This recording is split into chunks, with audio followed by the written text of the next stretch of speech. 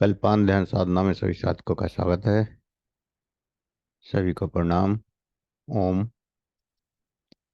आज की साधना के लिए किसी भी आसन में सहज होकर बैठ जाएं। किसी भी आसन में सहज होकर बैठ जाएं। आंखें कोमलता से बंद।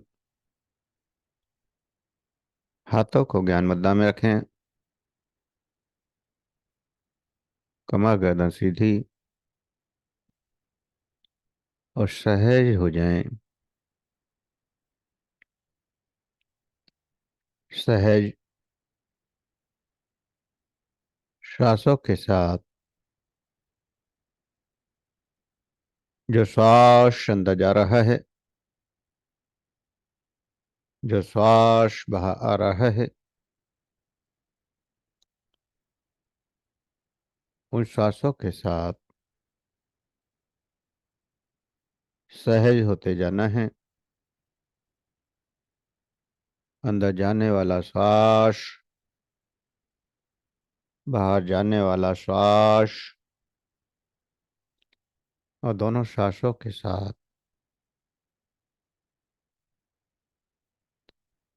सहज होते जाना है।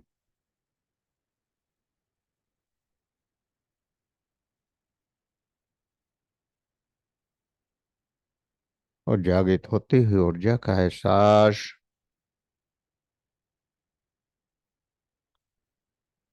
श्वासों के साथ जो ऊर्जा की तरंग जागृत हो रही हैं,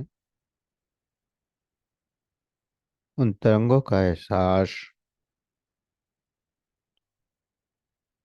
सूक्ष्म से सूक्ष्म तरंग को पकड़ने की कोशिश,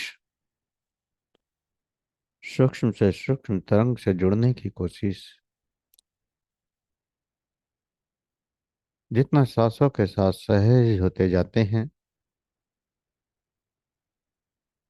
रिलैक्स होते जाते हैं, गहरे विश्राम में डूबते जाते हैं, उतनी ही ऊर्जा की तरंगों से संपर्क बनता चला जाता है। उतनी ही गहरी सूक्ष्म ऊर्जा जुड़ती चली जाती है।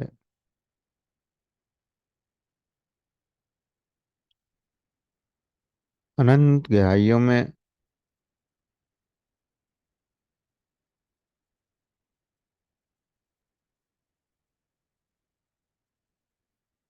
गहरे विश्राम में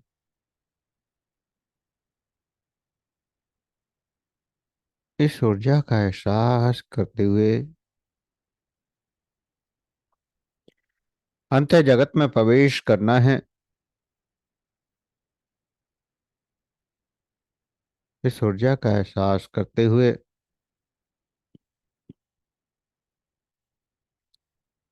अंत जगत में प्रवेश करना है।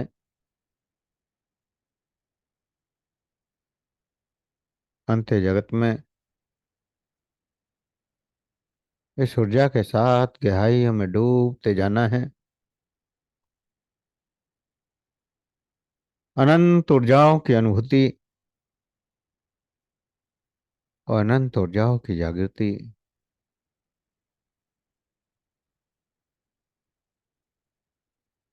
लगातार गहराइयों में डूबते जाना है। अनंत गहराइयों में डूबते जाना है। गहरे विश्राम में, गहरी शांति में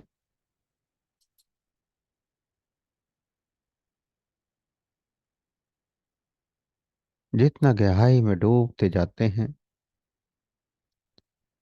उतना ही ज्यादा सूक्ष्म और सूक्ष्म से सूक्ष्म अवस्थाओं में डूबते चले जाते हैं। समाधि की उच्च अवस्थाएं,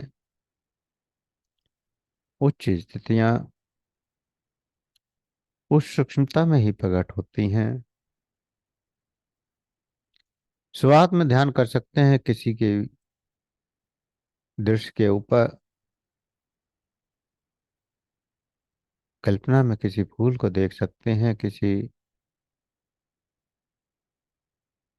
देवी देवता को देख सकते हैं, किसी गुरु को देख सकते हैं, या फिर किसी शब्द को जैसे ओम को देख सकते हैं, या किसी मंत्र के बीज मंत्र को देख सकते हैं, या फिर किसी ध्वनि पर भी ध्यान लगा सकते हैं, जैसे श्वासों की ध्वनि, ओम की ध्वनि, या फिर किसी मंत्र की ध्वनि।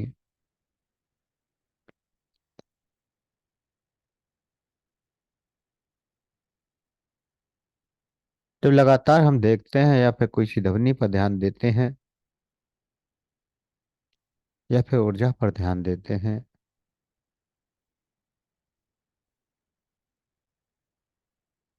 तो जैसे ध्वनि की प्रतिध्वनि पैदा होती है,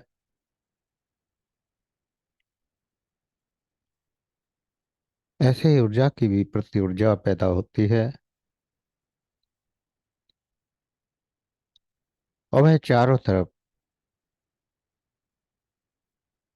फैलने लगती है।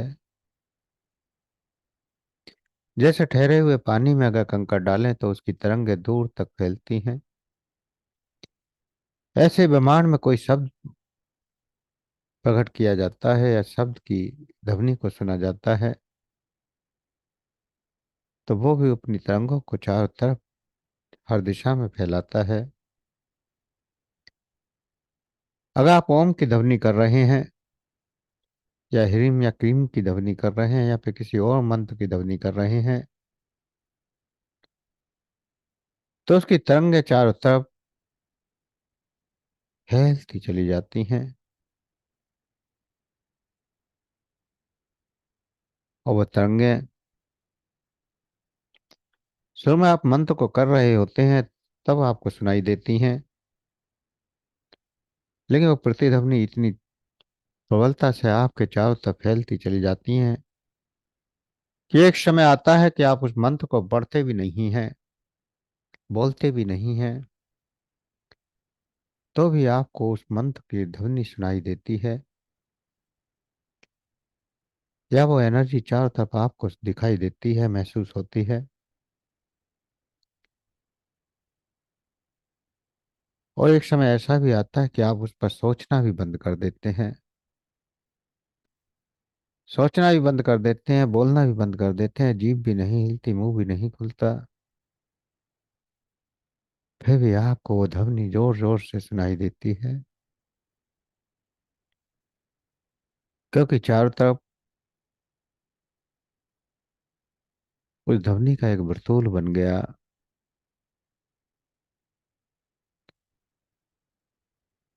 चारों तरफ उस ऊर्जा का एक वर्तुल बन गया। अब कुछ करने की जरूरत नहीं है, वो ऊर्जा आपके चारों तरफ रहती ही रहती है। आप उसको आह्वान करें या ना करें, उस पर ध्यान दें या ना दें,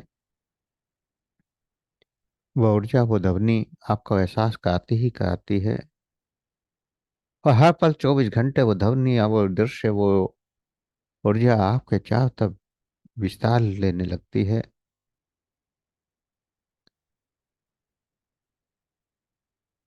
सब कुछ बदल जाता है, करने वाले की स्थिति बदल जाती है, क्योंकि अब आप कुछ कर नहीं रहे हैं। और कर नहीं रहे हैं तो वो ध्वनि कहाँ से आ रही है, वो ध्वनि कहाँ से प्रकट हो रही है? आप अंत जगत में उस ध्वनि के सहारे, उस ऊर्जा के सहारे प्रवेश करते चले जाते हैं। अब केवल बैठना रह जाता है, सहजता से बैठ जाते हैं, और बैठते ही वो मंत्र, वो ध्वनि, वो ऊर्जा शुरू हो जाती है।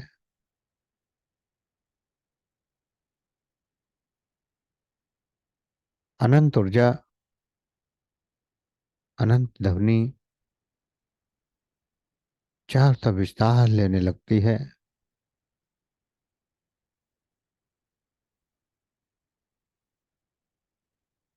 लेकिन वो ध्वनि की शुरुआत ही मौन में होती है। मौन,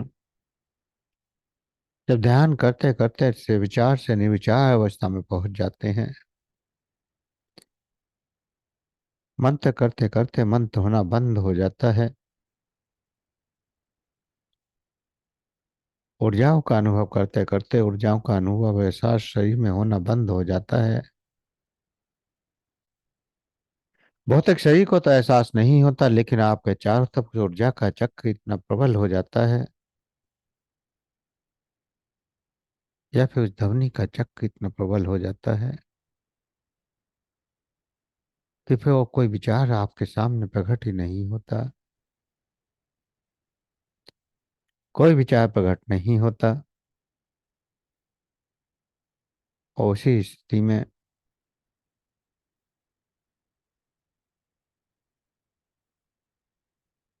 चमत्कार घटित होने शुरू होते हैं।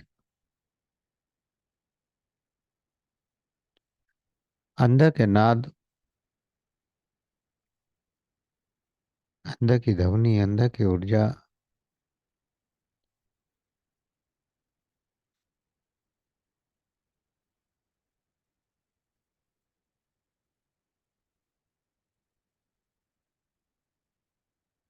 उसका कोई रूप नहीं होता।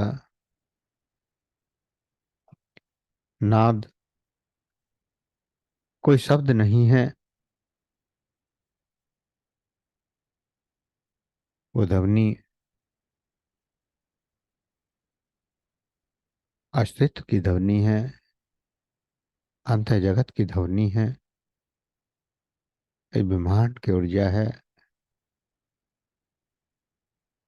आपने देखा होगा कि कई बार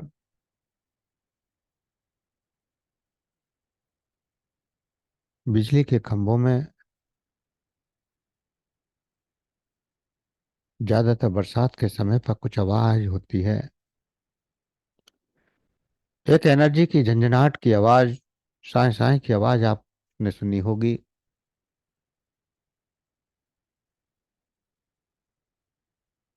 अब वो कोई शब्द नहीं है। ऊर्जा तो उस आवाज से पहले भी बह रही थी, आवाज हो रही है तो भी बह रही है। ठीक ऐसे ही ऊर्जा तो लगातार बह रही है। हम उस आवाज को, उस ऊर्जा की तरंगों को पकड़ नहीं पा रहे। हमारी चेतना इतनी सूक्ष्म नहीं हुई कि इस ब्रह्मांड की ऊर्जा की आवाज को सुन पाए, उसके नाद को सुन पाए, या उस ऊर्जा के सूक्ष्म तरंगों को महसूस कर पाए। इसीलिए ध्यान की क्रियाएं की जाती हैं कि हम सहज बैठकर सविचार से निर्विचार की अवस्था में पहुंच जाएं, गहरे मौन में पहुंच जाएं।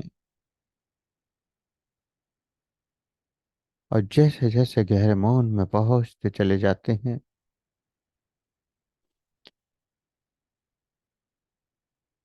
उतने ही गहरे सूक्ष्म से सूक्ष्म तरंगों को हम स्वीकार करते चले जाते हैं, पकड़ में आती चली जाती हैं।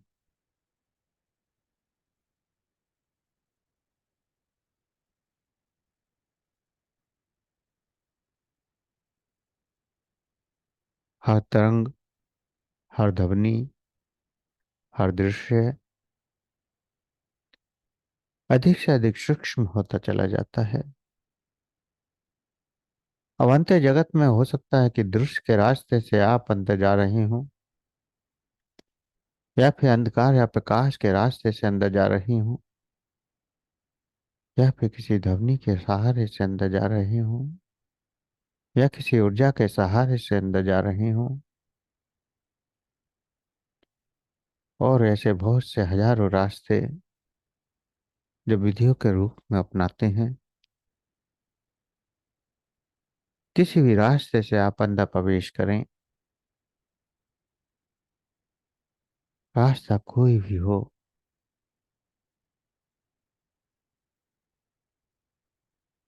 ऊर्जा सूक्ष्म से सूक्ष्म तरंगों को पकड़ती चली जाती है। सूक्ष्म से सूक्ष्म ऊर्जाओं से संपर्क बनता चला जाता है।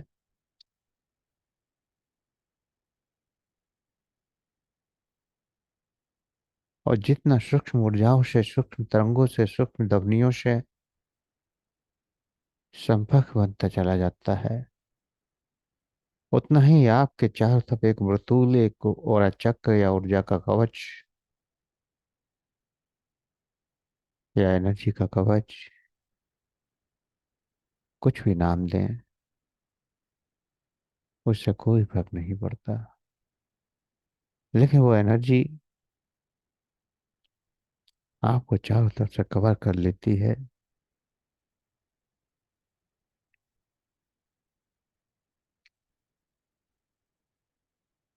एनर्जी का वर्तुल बढ़ता जाता है, शरीर को एहसास हो या ना हो, क्योंकि शरीर तो बर्दाश्त करने लायक हो गया, तो एनर्जी का एहसास खत्म हो जाएगा, कंपन होना बंद हो जाएगा, झंझनाहट होनी बंद हो जाएगी, तरंगे पैदा होनी बंद हो जाएंगी। लेकिन ऐसा केवल शरीर को महसूस होता है कि कुछ नहीं हो रहा।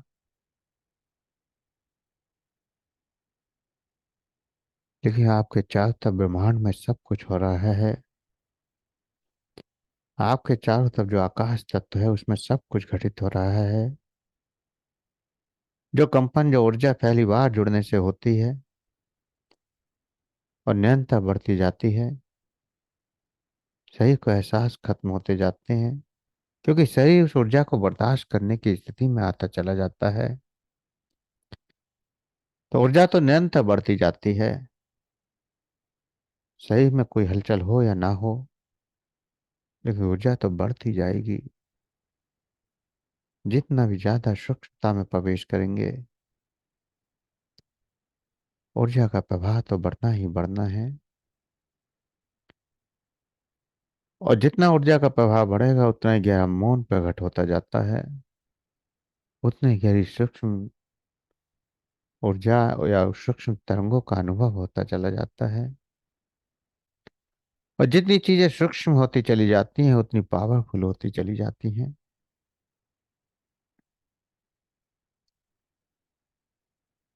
जितना ज्यादा सूक्ष्मता, उतनी ही ज्यादा पावरफुल। इस ब्रह्मांड में जितनी चीजें सूक्ष्म हैं, उतनी ही ज्यादा पावरफुल हैं। एक अणु, एक परमाणु सूक्ष्म अवस्था में कितना पावरफुल है, इसकी कल्पना भी नहीं कर सकते, क्योंकि उसके साथ अनंत ब्रह्मांड की ऊर्जा जुड़ी है। ऐसे ही शरीर के साथ जो अपने ऊर्जा का वर्तुल तैयार कर लेते हैं, साधना करते करते पूरा जीवन बिता देते हैं, ऊर्जा का वर्तुल प्रबल हो जाता है, तो शरीर छूटने के बाद भी वो सूक्ष्म रूप में इस चेतना के साथ जुड़ा रहता है। सूक्ष्म जगत में वो चेतना इतनी पावरफुल होती है, क्योंकि उसका ऊर्जा का वर्तुल उसके साथ है। उसने जो साधना की है, जो सूक्ष्म ऊर्जाओं को इकट्ठा किया है, वो उसके साथ लगातार बनी रहती हैं। और वही ऊर्जा के कारण वो अंत्य जगत में सिद्ध कहलाते हैं, दिव्य शक्तियां कहलाते हैं। आप साधना करते हैं, पूजा पाठ करते हैं, कर्मकांड करते हैं, या किसी देवी देवता को पुकारते हैं, किसी देवी देवता से जुड़ने की कोशिश करते हैं, दिन रात भक्ति करते हैं, तो कौन सी ऊर्जा आपसे जुड़ रही है? क्या शिव आपसे जुड़ रहे हैं, या फिर देवी जुड़ रही हैं, या फिर कृष्ण जुड़ रहे हैं? शायद इनमें से कोई भी नहीं।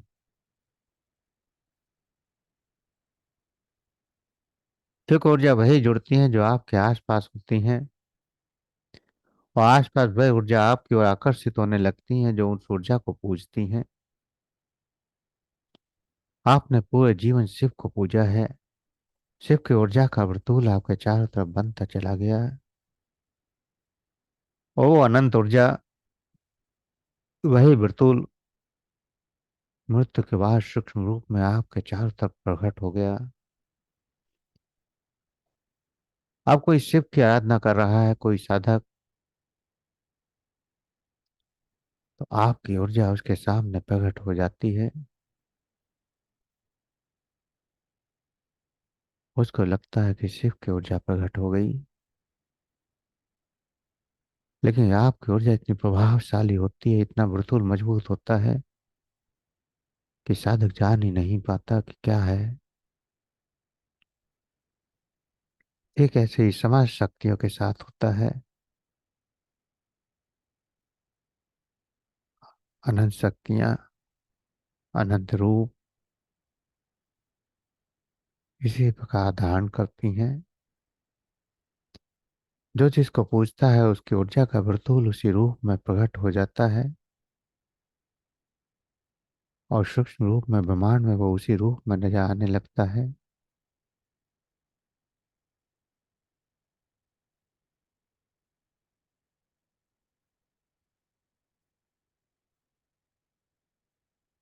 तो अनंत ऊर्जाओं के रूप, अनंत ऊर्जाएं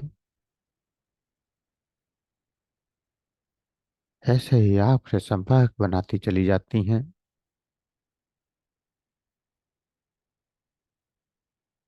जिसकी ऊर्जा का वर्तुल जितना ज्यादा मजबूत होगा, सूक्ष्म रूप में वह उतनी ही ज्यादा पावरफुल ऊर्जा हो जाती है। कई बार आपने देखा होगा कि किसी के ऊपर भूत प्रेत या कोई ऊर्जा जुड़ जाती है, तो कुछ ऊर्जाओं को तो सहजता से किसी मंत्र से या किसी झाड़ फूक वाले भी हटा देते हैं, और कई बार ऐसी ऊर्जा भी जुड़ जाती हैं कि पूरा जीवन साथ नहीं छोड़ती। बड़े बड़े सिद्ध फेल हो जाते हैं, क्योंकि वो ऊर्जा जो जुड़ी है वो काफी पावरफुल है। उसकी ऊर्जा का वर्तुल इतना मजबूत है कि उसके काट को सामने वाला नहीं कर पा रहा। और जब तक उसकी ऊर्जा के वर्तुल को नहीं काटेंगे, जो उसने ऊर्जा इकट्ठी की है उस ऊर्जा की काट ना हो, तब तक उस ऊर्जा को नहीं हटा सकते। और उसके लिए जरूरी है कि आपकी ऊर्जा, जो भी उसको हटा रहा है, उस सिद्ध की ऊर्जा इतनी पावरफुल हो कि वो उस ऊर्जा के वर्तुल से ज्यादा हो। ज्यादा ऊर्जा छोटी ऊर्जाओं को अपने अंदर समाहित कर सकती है।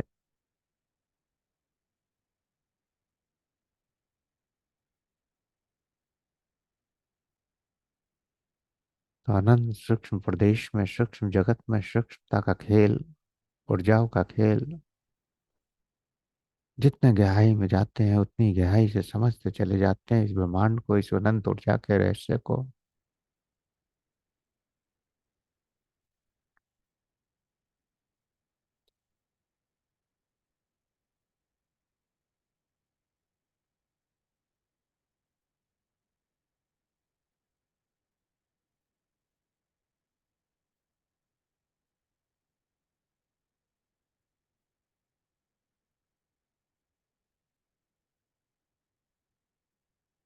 अनेक भ्रम भी वहां पैदा होते हैं। चीजें जितनी सूक्ष्म होते जाती हैं उतनी भय भी पैदा होते जाते हैं।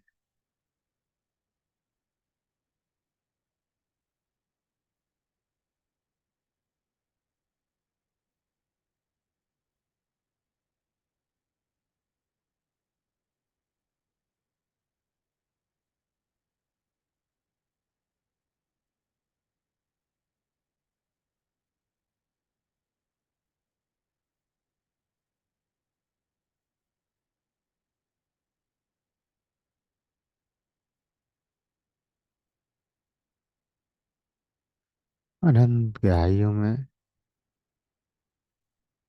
इस सूक्ष्मता में, इस शून्यता में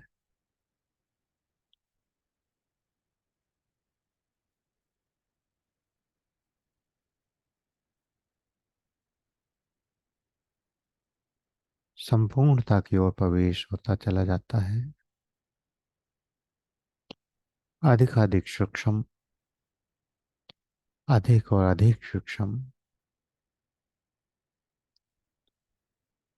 उस सूक्ष्म की कोई कल्पना नहीं कर सकते, उस सूक्ष्म का वर्णन भी नहीं कर सकते। जो कुछ वर्णन किया जाता है वो तो केवल कुछ भी नहीं है। समुद्र में से एक बूंद पानी की निकाल ली तो उस बूंद की क्या वैल्यू है। ठीक ऐसे ही जो वर्णन किया जाता है वो भी एक बूंद के समान है। उस सूक्ष्मता का कोई वर्णन कर ही नहीं सकता, उस ऊर्जा का कोई वर्णन कर ही नहीं सकता।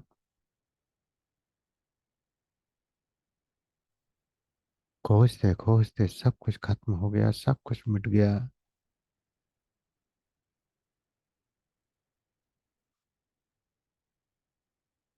सूक्ष्म, गहरा सूक्ष्म,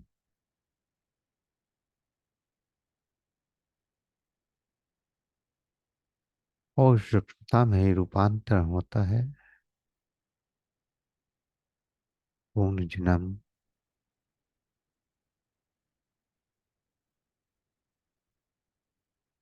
संसार वही रहता है, सब कुछ वही रहता है। बाहर की दुनिया नहीं बदलती, लेकिन अंदर की सारी दुनिया बदल जाती है।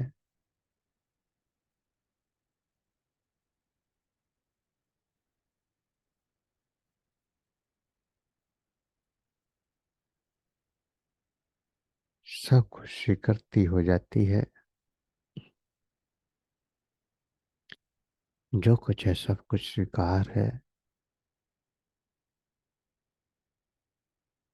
चेतना उत्सव बना रही है,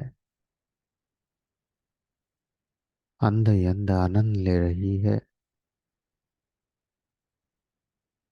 गहरी शांति का, गहरे सुख का, गहरी अनुभूतियां हो रही हैं।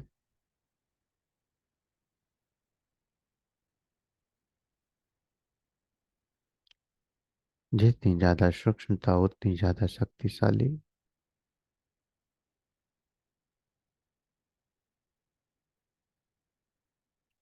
और इतनी शक्तिशाली कि तुम सहजता से जीवन में इस सही के द्वारा जीते हैं,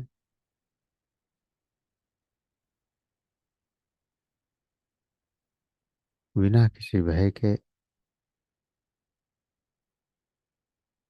बाहर क्या हो रहा है कोई फर्क नहीं पड़ता,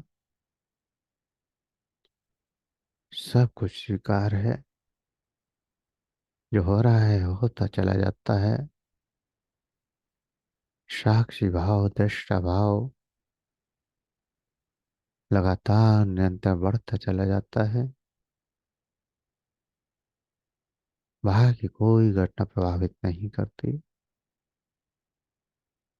जो हो रहा है वो हो रहा है। अंत्य जगत में जीवन आनंद में बीतता चला जाता है।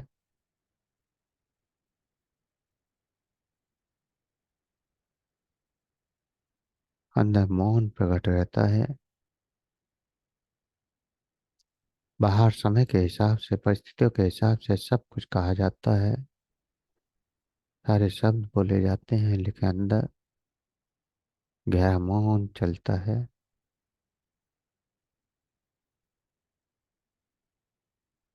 भौतिकता के सारे सुख, सारे आनंद लिए जाते हैं,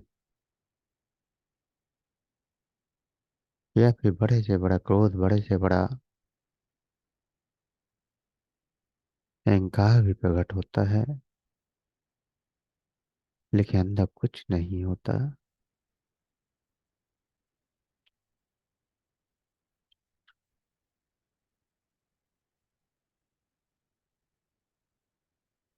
अंदर तो सूक्ष्म शांति ही शांति है, आनंद ही आनंद है। बाहर कितनी भी घटनाएं घटती चली जाए कोई फर्क नहीं पड़ता।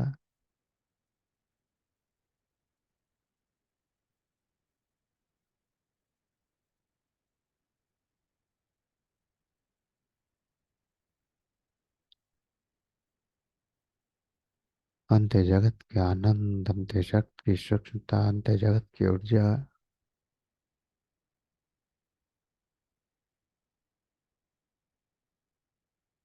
अनंत ऊर्जा की पावर, और बिल्कुल स्वाभाविक, इतनी सहज कि आप समझ भी नहीं पाते कि क्या हो रहा है। सब कुछ सहजता से बहता चला जाता है।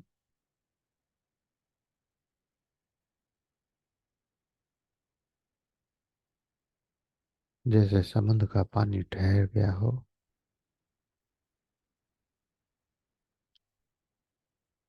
लेकिन बह तो फिर भी रहा है। किसी ठहरी हुई नदी को देखें, लेकिन फिर भी पानी बहता चला जाता है, कितनी शांति के साथ। यह भी आवाज नहीं होती,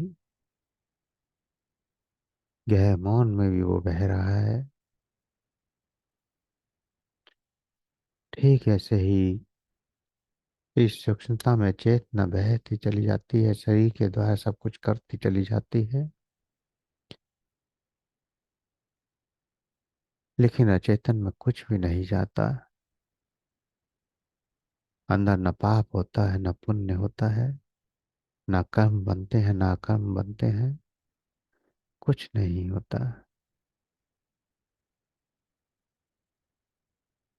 बाहर अनंत ऊर्जाओं में कुछ भी होता रहे, अंदर से बिल्कुल खाली है।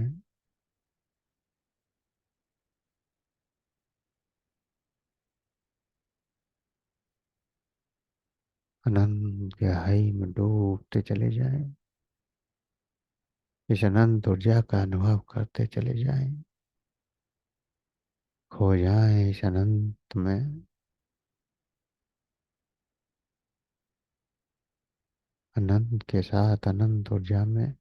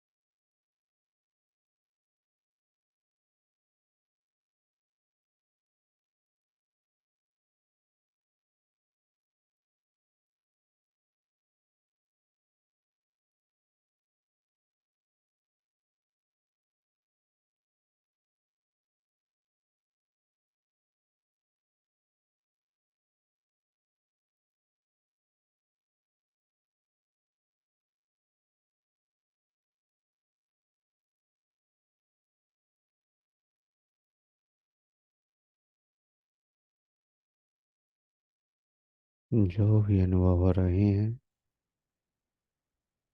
जो भी एहसास हो रहे हैं, उन अनुभवों को, उन एहसासों को करते हुए धीरे धीरे चेतना में वापस आने के लिए तैयार हूँ। धीरे धीरे चेतना में वापस आने के लिए तैयार हूँ। सही का एहसास, सांसों का एहसास, सही का एहसास, सांसों का एहसास, और दो गहरे लंबे श्वास। दो गहरे लंबे श्वास। हाथों की उंगलियों में हलचल करें। हथेलियों को रब करें, गर्म करें।